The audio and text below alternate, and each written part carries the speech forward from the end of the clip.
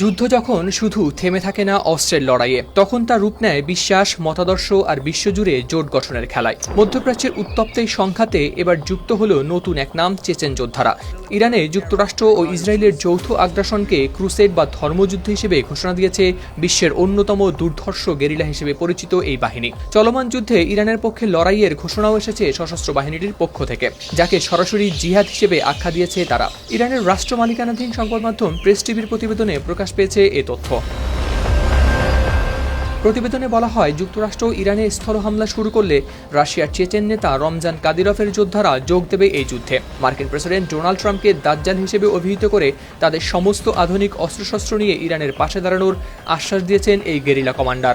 অন্যদিকে কেবল সামরিক সহায়তাই নয়, এই যুদ্ধকে কেন্দ্র করে পুরো মুসলিম বিশ্বকে ঐক্যবদ্ধ হওয়ার আহ্বান জানিয়েছেন চেচেন প্রধান রমজান কাদিরভ। এদিকে এটি এমন এক সময় ঘটেছে যখন ইরানের বিরুদ্ধে মার্কিন ইসরায়েলি অভিযান নিয়েছে তীব্র আকার। গেল কয়েক সপ্তাহের বিমান হামলার ব্যর্থতার পর প্রেসিডেন্ট ডোনাল্ড ট্রাম্পের নির্দেশে মার্কিন বাহিনী স্থল অভিযান শুরু করার পরিকল্পনা করছে বলে জানানো হয়েছে বিভিন্ন প্রতিবেদনে।